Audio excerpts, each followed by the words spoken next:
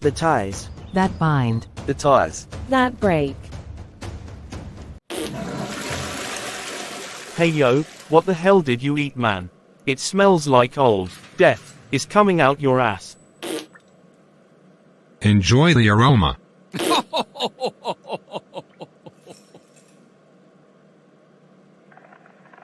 What in the entire hell is that smell? Oh my god, are you taking a dump? Right here in front of God and everyone. Hey, I live here. So if you don't wanna see me wipe my ass, then push the fudge on. I raised 2 sons, so seeing one more hairy ass won't shake me. You don't seem surprised to see me, Ted. Aren't you surprised that I'm not dead?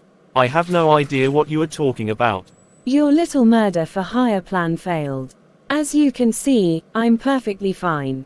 But one of your co-conspirators is dead. And the other one is in the hospital singing like a bird.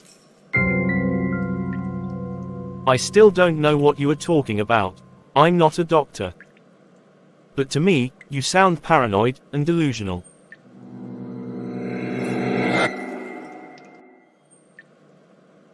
Well, since Ted doesn't know what I'm talking about, then I guess I'll just talk to you.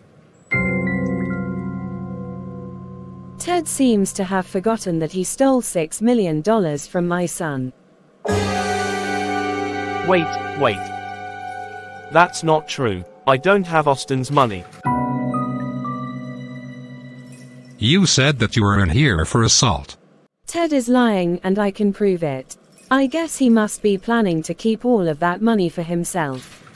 He's probably got it stashed away somewhere, where only he can find it when he gets out.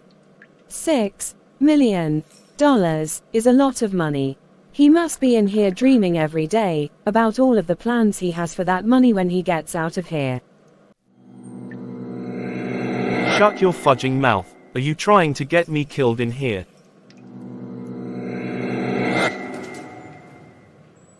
Yes.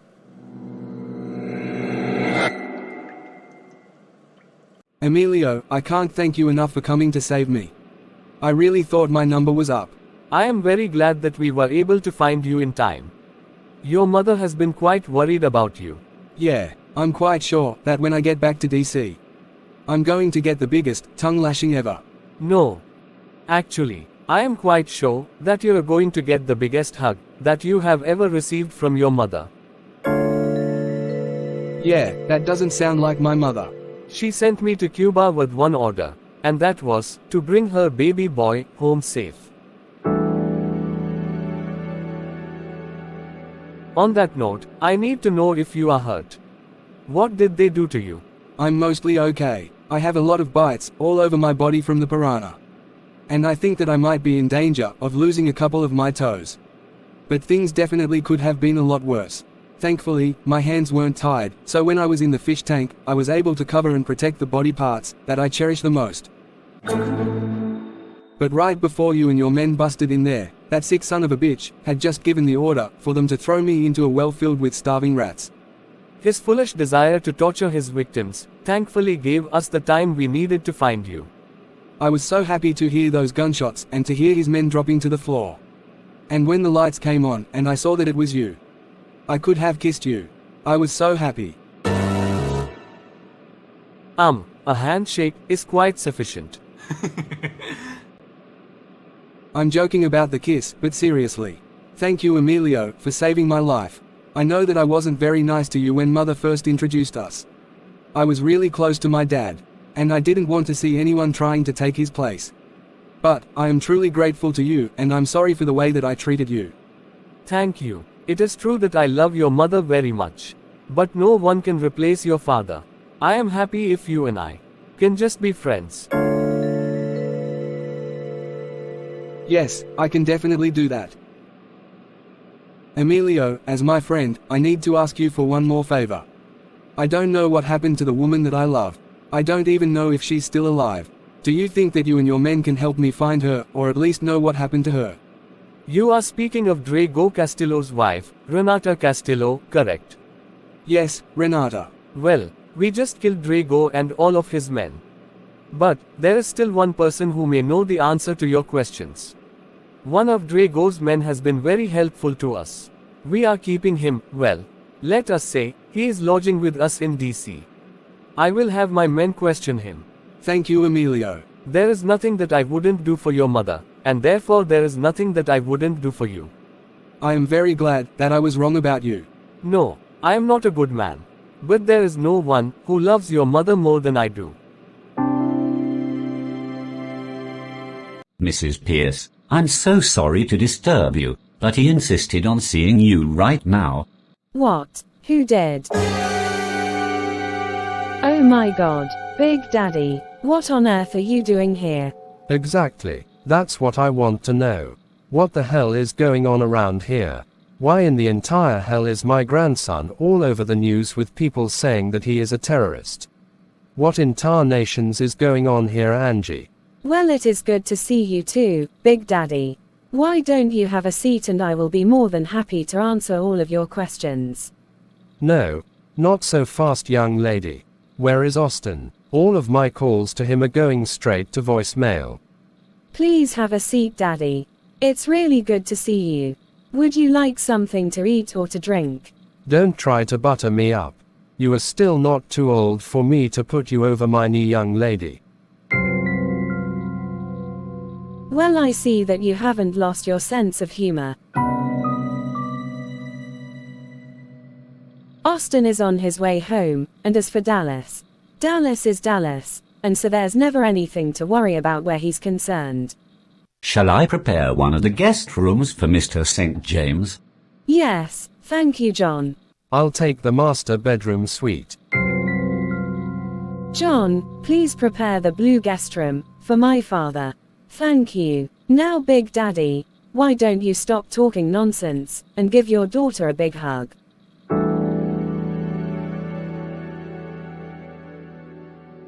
Hi, Alex. Hey, Shannon. Thanks for coming. No problem. I was already in this area anyway. That's good. Do you want to sit down? It's probably better if I stand. I don't want your psycho girlfriend to beat me up. Yeah. Well, we're not together anymore. Wow, what happened? I don't really want to talk about it. Let's just say that she's not the person that I thought she was.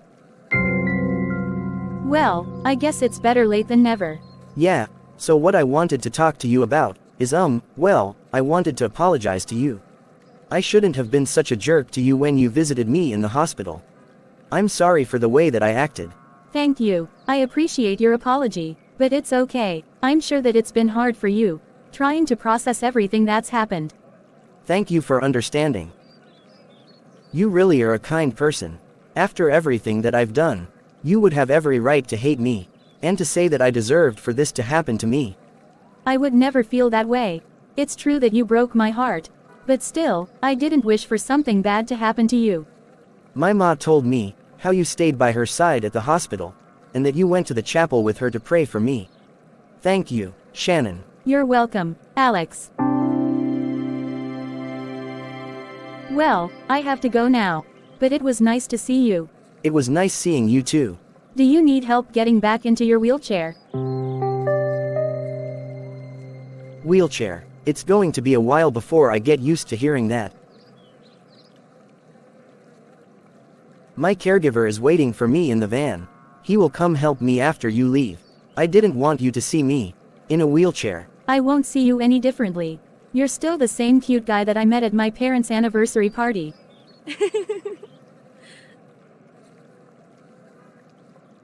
Thanks. That makes me feel better. I'm sure it will take some time, Alex. But I truly believe that someday you will walk again. And I'll be praying for you, every day. I know that I have no right to ask, and I will understand if you say no. But do you think that we can be friends, again? Yes, I'd like that. Thank you. I was afraid that you would say no. To quote my favorite singer, I will be your friend, until the end of time. Thank you, my friend.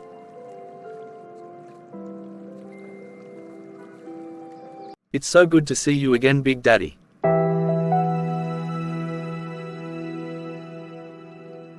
Well, you know that if you wanted to see me, all you had to do was come down to Texas to the ranch. You didn't have to go and get yourself in this big ol' heap of trouble. I know it all sounds bad, but don't worry. I haven't done anything wrong, and I have two great lawyers who are going to get this whole thing cleared up.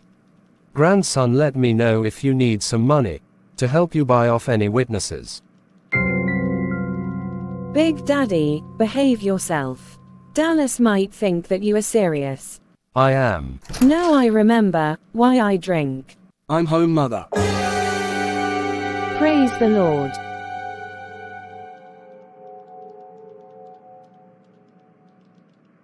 Are you okay, sweetheart? Did they hurt you? I'm okay. They just roughed me up a little. But you're all bruised up. Yes. But thanks to Emilio, it's not worse. I'm just glad that we were able to bring you safely home to your mother. I'm so glad that my little brother is okay.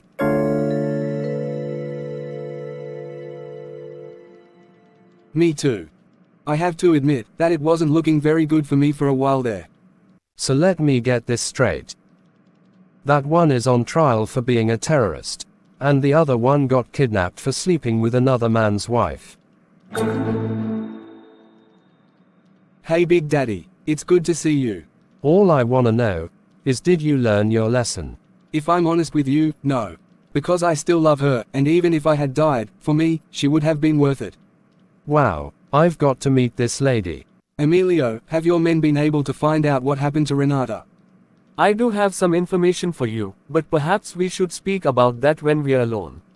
No more secrets. That's what got Austin into this mess in the first place. Having an affair. You know that I would have never stood for that if I had known. I know, Mother, and that's exactly why you didn't know. You are not funny, Austin Pierce. Emilio, please tell me what you found out. Drago sent his wife overseas and turned her into a working girl. What is a working girl? And who is this fella with the accent? My apologies for not introducing myself to you sooner, sir. I am Emilio Almeida, and I am Angela's boyfriend. Boyfriend? How long ago did your husband die? I will not have that conversation, except to say that I was always faithful to William. I never said you weren't. I'm just saying you moved on pretty fast. Actually, sir, Angela and I first met 40 years ago, and fell deeply in love. Oh my God, you are not helping Emilio. Dallas, please make me a drink. I'll take anything. Isn't it a bit early for happy hour? Dallas, can you please put a couple of my pink pills in that drink too? Well, it was really good to see everyone, but I'm going to head on home now. I'm really tired, and I've truly missed my bed. Emilio, I'd appreciate it if you can give me all the information you have on Renata, so that I can find her and bring her back home. It will not be easy finding her, and even if you do, she will not be the same person that you knew before. I understand, but I could not live with myself if I didn't try to save her. And if there's any trace of her left inside, then that small trace will be enough of her for me to still love. I really hope that you find her, son. I have never seen that look on your face before. And if there is a woman that can make my little boy this happy, then I'm rooting for you to be together, too. I don't think I heard you right. Mother, did you say, your little boy? Yes, my little boy, whom I love, very, very much. Always have, and always will.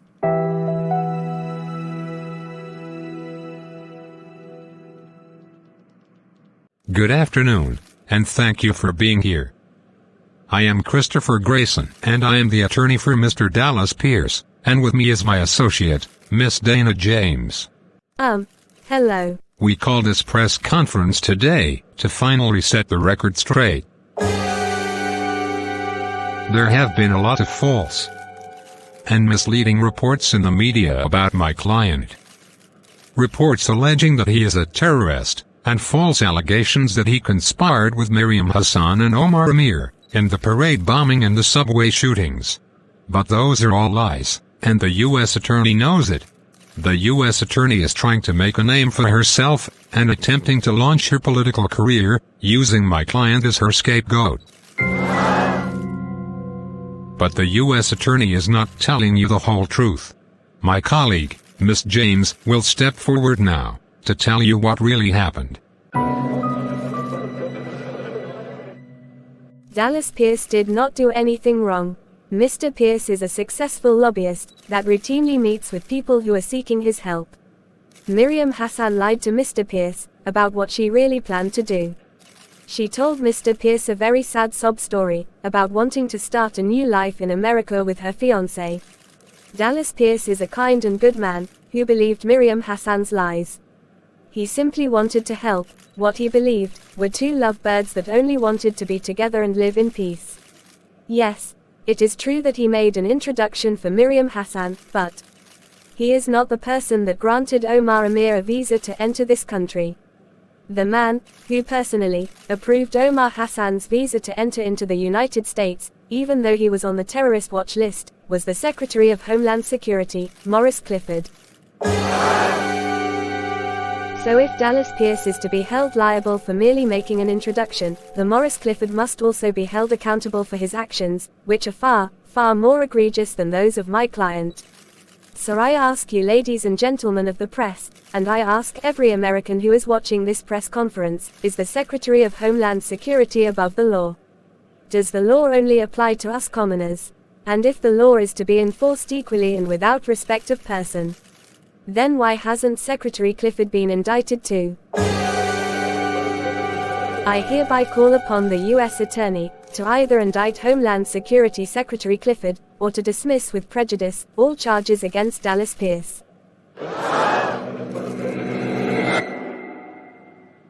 Well, you certainly look very handsome this evening. But not nearly as beautiful as you, Minha querida. Thank you, Emilio. Tonight is my treat, so please order anything that you like. I appreciate the gesture, but of course, I will pay for dinner with the love of my life. Well, okay. But I wanted to thank you for saving my son's life. It means so much to me that you were there for me and my son when we needed you. Do you not know by now that there is nothing that I would not do for you? I love you passionately and very deeply, Angela. I always have, and I always will. You are in my heart forever, and now, your two sons are too.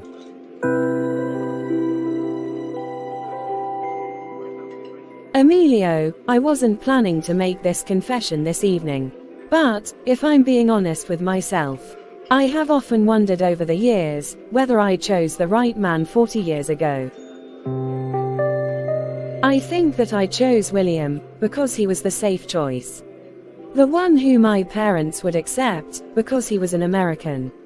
But I have questioned my choice many times. And even though I still believe that he loved me, I know that he never loved me as much as you do. But still, for the most part, William and I were happy and lived a good life together. Even after I learned of his affair and of his illegitimate child, I still chose to believe that he loved me.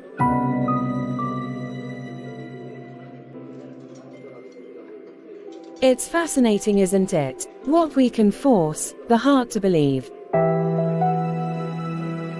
My beautiful Angela, I am certain that William loved you, even when he strayed.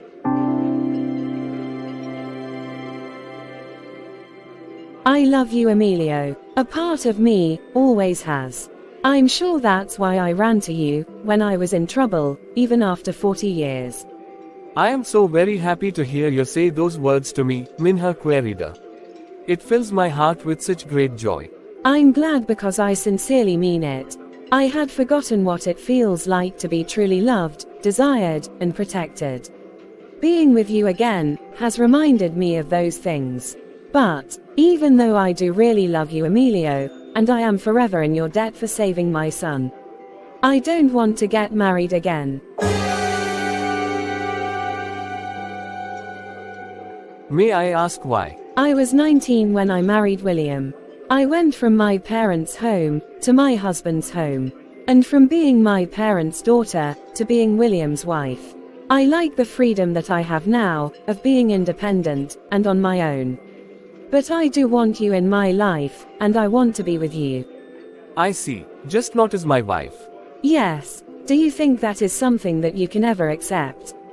It is not the future that I had hoped for. I will not deny that. But being with you is what is most important to me. Even if I never get to be your husband or call you my wife.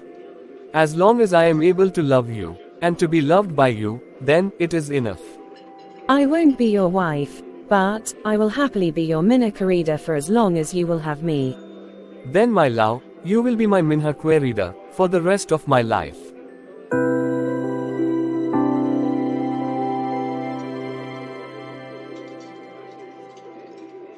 This is driving me crazy. Where is it? I know that I saw something in these records before about a large withdrawal for a miscellaneous business expense. I just cannot believe that Rodney could do something like this. Do something like what? Oh, hey Rodney. What are you doing here? I could ask you the same question. Why are you sitting at my desk, and what are you doing on my computer?